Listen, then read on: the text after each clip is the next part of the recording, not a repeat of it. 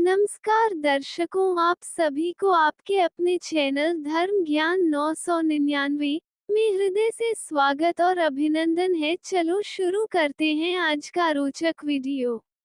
कर्ण के विजय धनुष का उपयोग न करने के पीछे कई कारण हैं, जो महाभारत की कथा और कर्ण के जीवन के विभिन्न पहलुओं से जुड़े हुए हैं।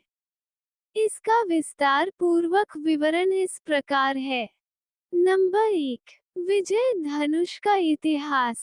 विजय धनुष भगवान परशुराम द्वारा कर्ण को प्रदान किया गया एक दिव्य धनुष था। ये धनुष अत्यंत शक्तिशाली और अजेय था। परशुराम ने इसे कर्ण को इसलिए दिया था क्योंकि वे उसे अपने सबसे प्रिय और योग्य शिष्य के रूप में मानते थे, भले ही कर्ण ने अपने क्षत्रिय होने का सत्य छिपाया था। ये धनुष भगवान शिव से संबंधित था और कहा जाता है कि इसे धारण करने वाला अजेय हो सकता था। नंबर 2, कर्ण का इसे कम उपयोग। कर्ण ने विजय धनुष का केवल एक बार उपयोग किया था और इसके बाद इसे फिर कभी इस्तेमाल नहीं किया। इसके पीछे कई संभावित कारण हो सकते हैं।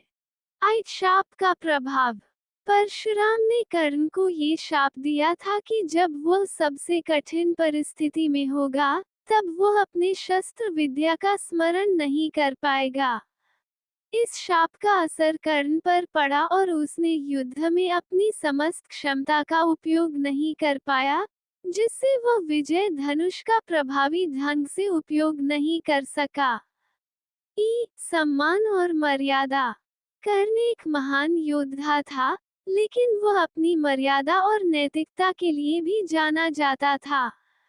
संभवतः वह विजय धनुष का उपयोग केवल तभी करना चाहता था जब उसकी आवश्यकता अत्यधिक हो। उसे अपने कौशल और शक्ति पर विश्वास था और वह सामान्य लड़ाई में विजय धनुष का उपयोग करना मर्यादा के विपरीत मानता था। युद्ध की परिस्थिति।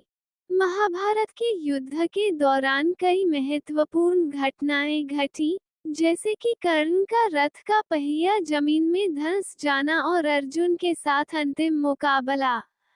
ऐसी स्थितियों में कर्ण के पास समय और अवसर नहीं था कि वह विजय धनुष का उपयोग कर सके। कृष्ण की योजना।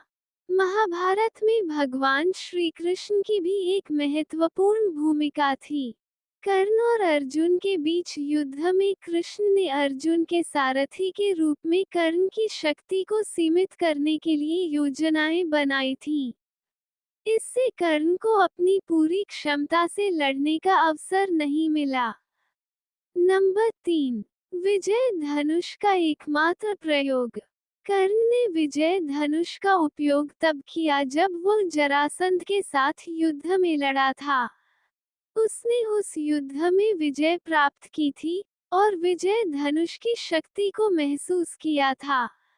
इसके बाद उसे लगा कि वह अपनी शक्ति के बल पर भी लड़ाइयां जीत सकता है, और इसलिए उसने इसे दोबारा उपयोग करने की आवश्यकता महसूस नहीं की।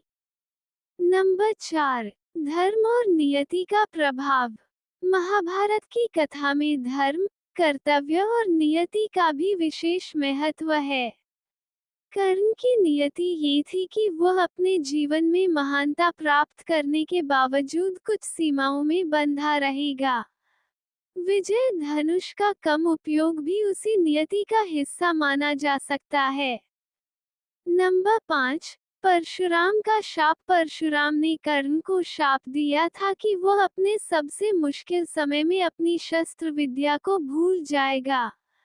इस शाप के कारण कर्ण विजय धनुष का उपयोग नहीं कर पाया। नंबर 6, सम्मान और मर्यादा। कर्ण एक महान योद्धा था और वह अपनी मर्यादा के अनुसार विजय धनुष का उपयोग केवल विशेष परिस्थितियों में करना चाहता था। वह अपने कौशल और शक्ति पर विश्वास रखता था। नंबर 7, जरासंध युद्ध। कर्ण ने विजय धनुष का उपयोग जरासंध के साथ युद्ध में किया था। उस युद्ध में कर्ण ने विजय प्राप्त की थी और विजय धनुष की शक्ति को महसूस किया था। इसके बाद उन्हें लगा कि वह अपनी शक्ति के बल पर भी लड़ाइयां जीत सकते हैं। नंबर 8, अर्जुन के साथ युद्ध। जब कर्ण अर्जुन के साथ युद्ध में थे, तो उन्होंने विजय धनुष का उपयोग नहीं किया।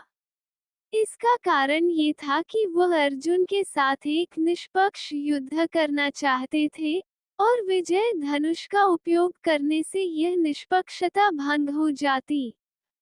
नंबर 9, कृष्ण की योजना। भगवान श्री कृष्ण ने अर्जुन के सारथी के रूप में कर्ण की शक्ति को सीमित करने के लिए योजनाएं बनाई थीं। इससे कर्ण को अपनी पूरी क्षमता से लड़ने का अवसर नहीं मिला। नंबर 10, नियति। महाभारत में धर्म, कर्तव्य और नियति का विशेष महत्व है। कर्ण की नियति ये थी कि वह अपने जीवन में महानता प्राप्त करने के बावजूद कुछ सीमाओं में बंधा रहेगा। इन कारणों से कर्ण ने विजय धनुष का उपयोग केवल एक बार किया था, और इसके बाद वह अपनी शक्ति के बल पर लड़ाइयां जीतने का प्रयास करते रहे। निष्कर्ष, कर्ण ने विजय धनुष का उपयोग इसलिए कम किया क्योंकि वह स्वयं पर विश्वास रखता था, और वह अपने सम्मान व धर्म के प्रति निष्ठावान था। साथ ही परशुराम का शाप, युद्ध की परिस्थितियां और भगवान श्री कृष्ण की रणनीति भी इसके पीछे प्रमुख कारण थे। महाभारत की कथा में ये सब कर्ण की व्यक्तिगत और युद्धकालीन चुनौतियों के साथ जुड़ा हुआ है।